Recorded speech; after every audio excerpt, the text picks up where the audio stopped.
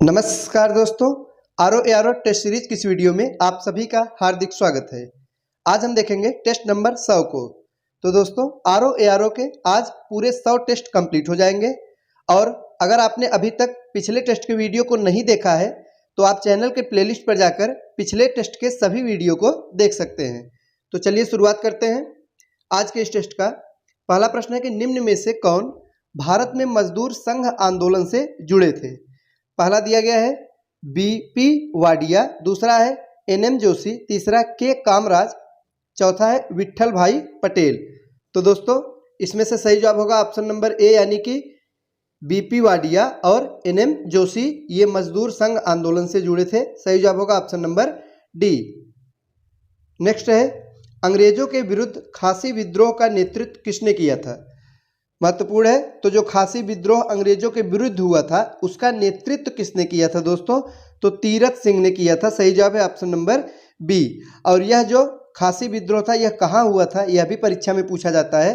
तो इसके बारे में जान लीजिए कि असम तथा मेघालय के पहाड़ी क्षेत्रों में खासी विद्रोह हुआ था और जिसका नेतृत्व तीरथ सिंह ने किया था। और दोस्तों इस विद्रोह का कारण क्या था कि अंग्रेजों द्वारा जो खासी जनजाति के लोग हैं उनको जबरदस्ती मजदूर के रूप में भर्ती करना यह प्रमुख कारण था। तो इसलिए खासी विद्रोह अंग्रेजों के विरुद्ध हुआ था। अगला प्रश्न है निम्नलिखित कथनों में से सही कथन कौन सा है। तो दोस्तों 3 कथन दिया गया है, हमें बताना इसमें से कौन सा कथन सही है। पहला है कि चार्ल्स वुड डिस्पैच को भारतीय शिक्षा का मैग्ना कार्टा कहा जाता है। बिल्कुल सही है। अगर बात की जाए कि भारतीय शिक्षा का मैग्ना कार्टा किसे कहते हैं तो वुड डिस्पैच को कहते हैं, पहला सही है। दूसरा कि शिक्षा का अधोमुखी निस्यंदन सिद्धांत लॉर्ड ऑकलैंड द्वारा प्रतिपादित किया गया, यह कथन भी सही है। तीसरा है कि हंटर कमीशन लॉर्ड रिपन के समय गठित एक शिक्षा आयोग है, यह कथन भी सही है। तो सही जवाब क्या होगा, ऑप्शन नंबर डी, यानी पहला, दूसरा और तीसरा तीनों कथन बिल्कुल सही है। अगला प्रश्न है 1923 के विधान परिषद चुनाव में स्वराज पार्टी ने कहां पर बहुमत हासिल किया था। तो दोस्तों सही जवाब होगा ऑप्शन नंबर बी, यानी मध्य प्रांत में। कहां पे बहुमत हासिल किया था, मध्य प्रांत में स्वराज पार्टी को स्पष्ट बहुमत मिला था। अगला प्रश्न है हिंदुस्तान सोशलिस्ट रिपब्लिकन एसोसिएशन की स्थापना किसके नेतृत्व में की गई थी। तो दोस्तों चंद्रशेखर आजाद के नेतृत्व में हिंदुस्तान सोशलिस्ट रिपब्लिक एसोसिएशन की स्थापना 1928 में किया गया था। तो डेट याद रखिएगा, कब किया गया था, 1928 में किया गया था। और नई दिल्ली में, स्थान भी याद रखिएगा, नई दिल्ली में इसकी स्थापना की गई थी। अगला प्रश्न है क्रांतिकारी गतिविधियों से जुड़े समाचार पत्र पुस्तकों के गलत युग्म की पहचान कीजिए। तो आइए देखते हैं दोस्तों इसमें से गलत युग्म कौन सा है। पहला है जमींदार सिराजुद्दीन, सही है। दूसरा भवानी मंदिर बारिंद्र घोष, यह भी सही है। तीसरा है फ्री हिंदुस्तान तारक नाथ दास, यह सही है। डी है संध्या सचिंद्र नाथ सान्याल है, ये सही नहीं है। दोस्तों जो संध्या पत्रिका है यह किसके द्वारा निकाली गई थी, तो सम्मुख दास चरण द्वारा निकाली गई थी। सचिंद्र नाथ सान्याल ये गलत है। तो ऑप्शन नंबर डी यही सही सुमेलित नहीं है। इस प्रश्न का सही जवाब होगा ऑप्शन नंबर डी। नेक्स्ट है कि सीआर फार्मूला का विरोध किसने किया था। तो दोस्तों इसका विरोध मोहम्मद अली जिन्ना ने किया था। किसने किया था, मोहम्मद अली जिन्ना ने इसका विरोध किया था। अगला प्रश्न है निम्नलिखित घटनाओं को कालक्रम में व्यवस्थित कीजिए। तो आइए देखते हैं।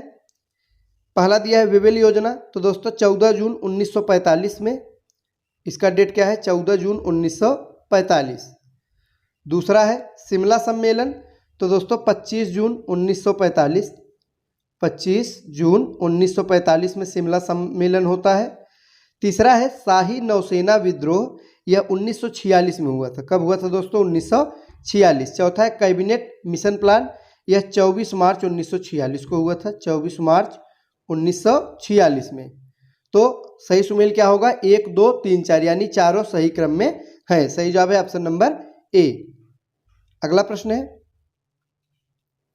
उत्तर प्रदेश का निम्न में से कौन सा जिला 4 राज्यों की सीमा को स्पर्श करता है। यूपी स्पेशल से है, महत्वपूर्ण प्रश्न है। तो दोस्तों जो सोनभद्र जिला उत्तर प्रदेश का है यह 4 राज्यों की सीमा को स्पर्श करता है और ये राज्य कौन कौन से हैं?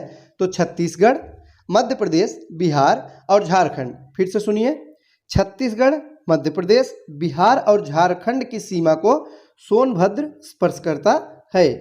तो सही जवाब है ऑप्शन नंबर सी, सोनभद्र। अगला प्रश्न है कि हिमालय पर्वत की उत्पत्ति का संबंध निम्न में से किस महाकल्प से है?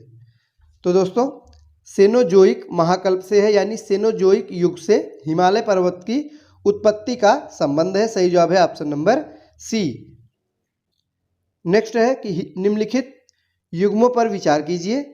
तो दोस्तों हमें इसमें से बताना है कौन सा सही सुमेलित है। पहला है पंजाब हिमालय, सिंधु और सतलज के बीच का जो हिमालय दोस्तों पंजाब हिमालय के नाम से जानते हैं, पहला बिल्कुल सही है।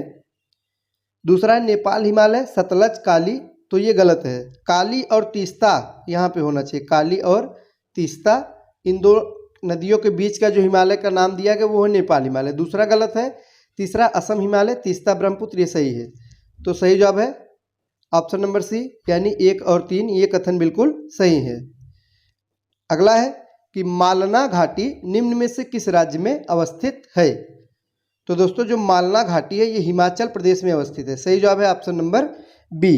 और हिमाचल प्रदेश में यह अवस्थित है, जिसे छोटा यूनान के नाम से भी जानते हैं। यह भी याद रखिएगा, अगर परीक्षा में पूछा जाएगा कि छोटा यूनान किस घाटी को कहते हैं दोस्तों, तो मालना घाटी को छोटा यूनान के नाम से जाना जाता है। और इसके साथ ही साथ जो हिमाचल प्रदेश में अवस्थित अन्य प्रमुख घाटियाँ, उसमें दोस्तों कौन सी घाटी है? सांगला घाटी, किन्नौर घाटी है, कुल्लू घाटी है, स्पीति, कांगड़ा, ये वहाँ की प्रमुख घाटियाँ हैं। अगला प्रश्न है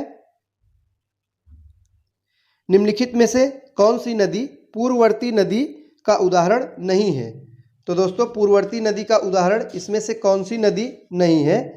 तो वो है ताप्ती नदी। सही जवाब है ऑप्शन नंबर डी, ताप्ती नदी। नेक्स्ट है कि बाण सागर परियोजना निम्न में से किस नदी पर स्थापित है? महत्वपूर्ण है, यह कई बार पूछा गया है। तो जो बाण सागर परियोजना है यह सोन नदी पर स्थित है। सही जवाब है ऑप्शन नंबर ए, सोन नदी। और दोस्तों यह उत्तर प्रदेश, बिहार और मध्य प्रदेश राज्यों को लाभान्वित करती है। अगला प्रश्न है कि भारत में सर्वाधिक वर्षा निम्न में से किससे प्राप्त होती है? तो दोस्तों जो भारत में सबसे अधिक वर्षा प्राप्त होती है वो दक्षिण पश्चिमी मानसूनी वर्षा से प्राप्त होती है। सही जवाब है ऑप्शन नंबर सी। और यह कुल वर्षा का लगभग 74% वर्षा इससे प्राप्त होती है। और सबसे कम जो वर्षा प्राप्त होती है दोस्तों वो पश्चिमी विक्षोभ से प्राप्त होती है, लगभग 3%। नेक्स्ट है भारतीय जलोढ़ मृदा के संबंध में निम्न कथनों पर विचार कीजिए। 3 कथन है, हमें बताना है इसमें से कौन कौन सा कथन सही है। पहला है यह भारत में सर्वाधिक विस्तार वाली मृदा है, बिल्कुल सही है, पहला कथन दोस्तों यह सही है। दूसरा है इसमें ह्यूमस की उच्च मात्रा पाई जाती है, ये गलत है। तीसरा है इसे कॉप मृदा भी कहा जाता है, यह भी सही है। इस प्रकार से सही जवाब क्या होगा? ऑप्शन नंबर सी, यानी पहला और तीसरा कथन बिल्कुल सही है। तो दोस्तों ये थे आज के महत्वपूर्ण प्रश्न। वीडियो अच्छा लगा तो लाइक करें। मिलते हैं अगले वीडियो में कुछ नए नए प्रश्नों के साथ। तब तक के लिए नमस्कार।